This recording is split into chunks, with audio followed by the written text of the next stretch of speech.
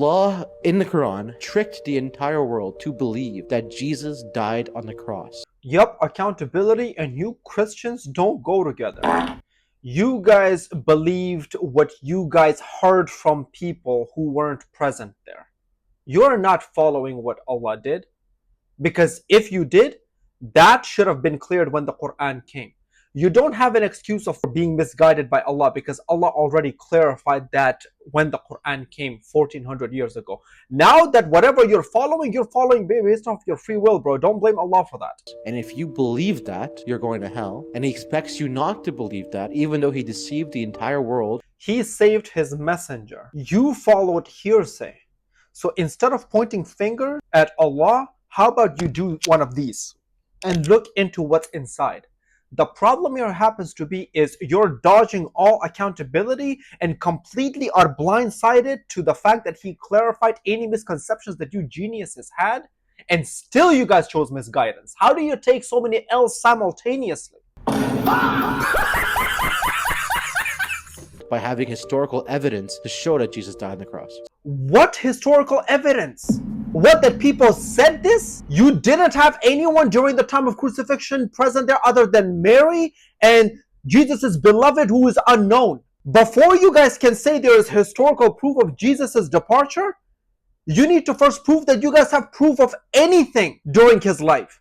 Even that is shaky. So whatever you do, you're screwed. So a Muslim listening to this right now, they're fuming. What historical evidence is there that Jesus died on the cross? The Romans used crucifixion. So anyone that the Roman Empire has killed through crucifixions, every single one of them are Jesus, peace be upon Him? 2, the early Christians talked about Jesus dying on the cross. That's hearsay. You don't have proof of this. That is the problem here. You're going based off of hearsay. There was no one, according to the Gospels you have, Jesus' disciples abandoned Him during the time of crucifixion. The problem is you don't have anyone. You are assuming that whatever people heard or whatever people remembered by the time Luke got there, that they're telling you the truth. They weren't even present. You have no proof. The Romans, Tacitus and Josephus, the Jewish scholars, Non-Christians. non-Christians, enemies of Christians, talked about Jesus dying on the cross. None of those two non-Christian scholars were present during the time of crucifixion. They're telling you they're regurgitating what they heard from the early Christians, who also weren't present.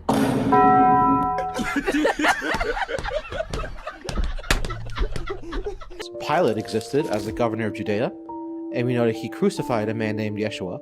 Matthew 27:24. Pilate literally washes his hands symbolically and says, I am innocent of this man's blood. It is your responsibility. John 19:6. Pilate tells the Jewish leaders, take him yourselves and crucify him. But they reply, we have no right to execute him.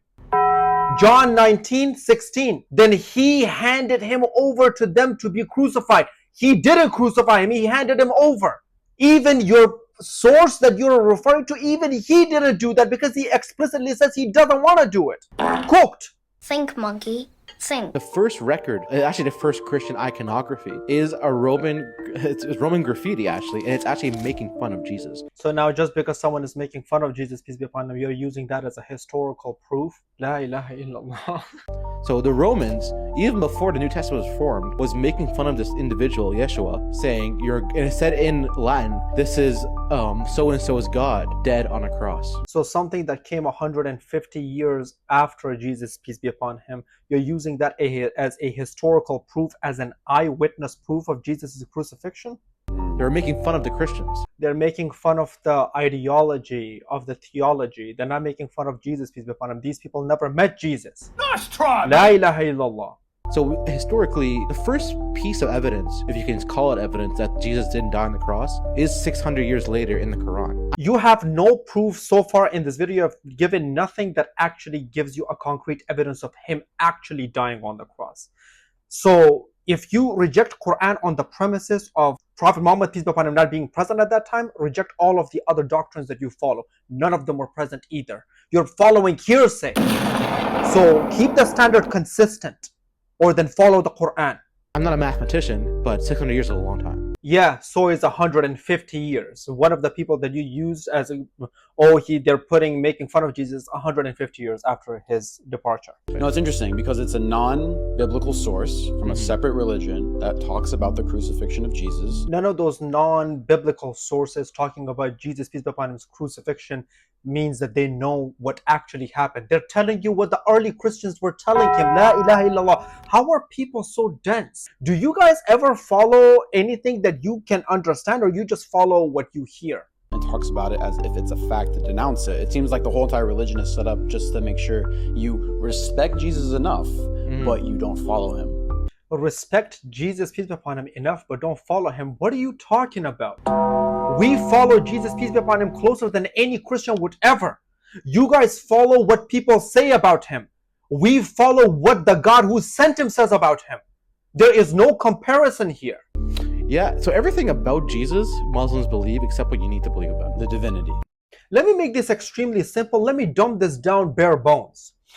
According to the Quran doesn't tell you to reject the teachings of Jesus, peace be upon him, whatever echoes of that remaining in the New Testament. It is just telling you to reject what you guys have fabricated regarding his divinity. The fact that that is the only thing Allah is telling you to reject should tell you something.